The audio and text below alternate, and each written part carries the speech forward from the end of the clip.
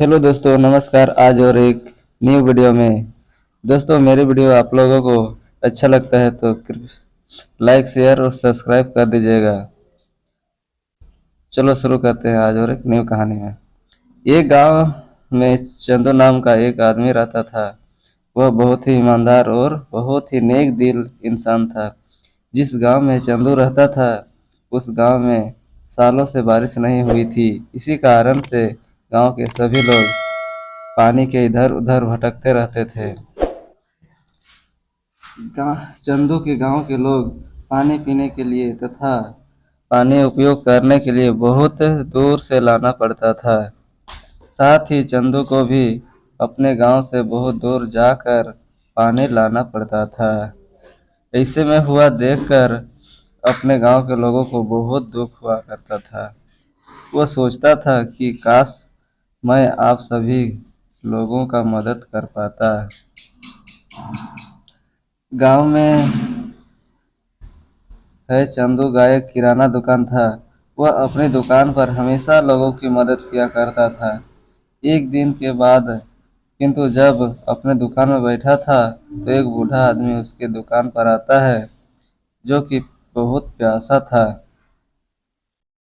वह बूढ़ा व्यक्ति चंदू की दुकान में जाकर बैठ जाता है और चंदू से कहना है कि मुझे पानी चाहिए।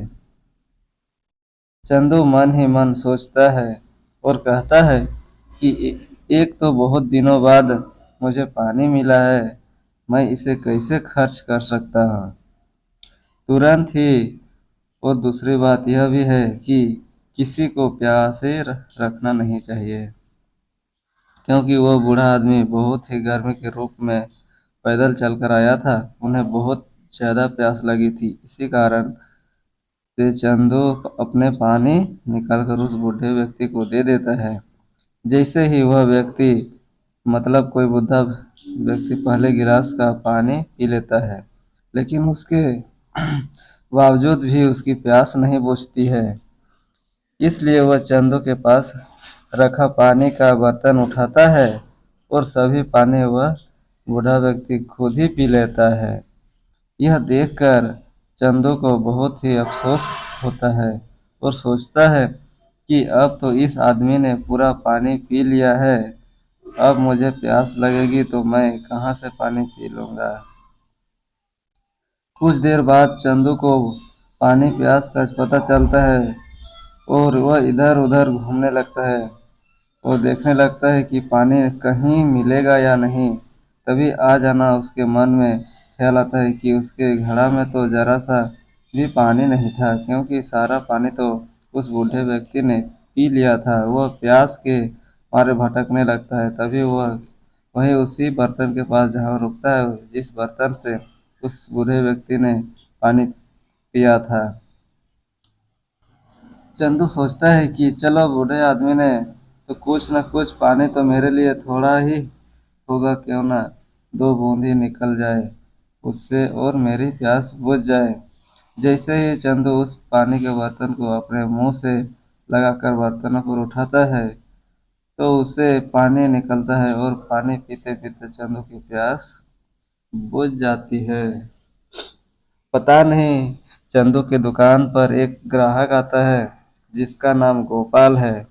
वह जैसे ही चंदू के दुकान पर आता है और कहता है कि चंदू, यह लोग पुर्जा और जो सामान है सभी सामान पैक कर दो।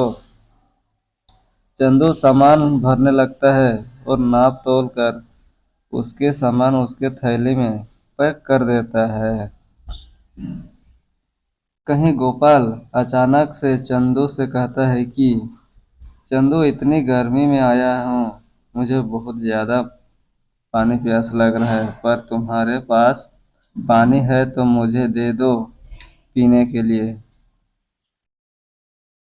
चंदू कहता है कि पानी बचा था तो मैंने पी लिया, माफ़ करना गोपाल भाई, मेरे घड़े में पानी नहीं बचा है।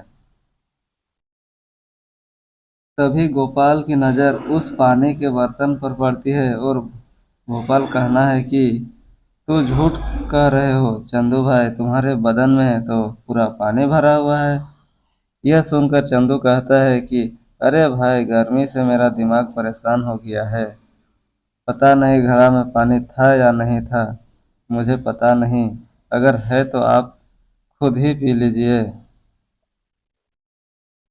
गोपाल मौसम पानी के मटके से पानी निकलता है और पानी पीकर आराम और चैन की सांस लेकर अपना सामान उठाकर अपने घर की तरफ चल पड़ता है। गोपाल के जाने के बाद चंदू सोचता है कि इस पानी के बर्तन में तो बिल्कुल भी पानी नहीं था, जो बचा हुआ था तो मैंने पी लिया था, लेकिन फिर से पानी कहाँ से आया है। तभी फिर से गोपाल अपने बहन के साथ चंदू के दुकान पर आता है और कहता है कि चंदू, जिस पानी को तूने मुझे बुलाया है वही पानी मेरी बहन को पिलाओ। यह सुनकर चंदू को एकदम हैरान हो जाता है और कहता है कि यह कौन सी बात है। तभी गोपाल कहता है कि जब मैं तुम्हारे पास आया तो मेरे पैर में बहुत सारे घाव थे। मैंने इस पानी को पिया और घर जाते ही मेरा सभी जख्म छूट गया। मुझे उम्मीद है कि इस बर्तन का पानी पीकर मेरी बहन का बुखार भी सही हो जाएगा। तभी चंदू बगल के बर्तनों से पानी निकालता है और गोपाल की बहन को पानी पिला देता है। पानी पीते हैं कि गोपाल की बहन का बुखार तुरंत ही कम हो जाता है और वह बिल्कुल स्वस्थ हो जाती है। इस बात को पूरे गांव में फैलने में जरा भी देर नहीं लगती है। अब गांव में जितने भी लोगों को प्रॉब्लम होती है या कुछ भी दिक्कत होता है तो वह चंदू के पास आता है और चंदू के पास से पानी पीकर अपना स्वस्थ शरीर बना देता था। आप सभी को बताया था मैंने कि चंदू एक नेक दिल इंसान था। वह किसी भी गांव वाले से पानी पीने के पैसे नहीं लिया करता था, लेकिन कुछ लोग चंदू को पानी पीने के बहाने कुछ न कुछ दे दिया करते थे। इससे चंदू भी बहुत ज़्यादा खुश रहने लगा था। चंद्रमा नहीं मांग उसे बूढ़े व्यक्ति को धन्यवाद करता हूँ, उस दिन उसके दुकान पर आकर उस घड़े से पानी पिया था। इसी तरह से आगे भी चंदू हमेशा लगातार लोगों की मदद करते रहे और वह एक नेक दिल इंसान बने रहे। एक दिन की बात है, एक बूढ़ा व्यक्ति उसके दुकान पर आता है और कहता है कि बेटा, मुझे पानी पिला दो, मुझे बहुत जोरों की प्यास लगी है। तभी वहां से राजा का नौकर आता है और कहता है कि चंदू या नो, जल्दी चलो, राजकुमारी का तबीयत बहुत खराब है और राजा ने तुम्हें अपने मटका के पानी को लेकर बुलाया है। चंदू से राजा के नौकर से कहते हैं कि जरा रुक जाओ, मुझे इस बूढ़े व्यक्ति को पानी पिला दो, तभी मैं आपके साथ चल सकूंगा। तभी राजा का नौकर कहता है कि जल्दी चलो, जल्दी, वहाँ तुम्हें राजा बहुत बड़ा इनाम देने वाले हैं अगर तुमने उसे सही कर दिया तो। तभी चंदू को लालच आ जाती है और उस बूढ़े व्यक्ति को पानी पिलाया बिना फिर वह राजा के नौकर के साथ राजा का महल पहुंच जाता है। जब चंदू अपनी मटके से पानी निकालने का प्रयास करता है तो वो देखता है कि मटके में जरा सा भी पानी नहीं है। यह देखा राजा गुस्सा हो जाता है और कहता है कि अगर तुम्हारे मटके में पानी नहीं था तो तुम यहाँ किस लिए आए हो, निकल जाओ यहाँ से। वह निराश होकर अपनी दुकान पर लौट जाता है। वो देखता है कि वहाँ उस मोटा व्यक्ति भी नहीं है।